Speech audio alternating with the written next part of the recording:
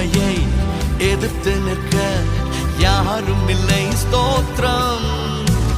வல்லமையை எதிர்த்து நிற்க யாரும் இல்லை ஸ்தோத்திரம்.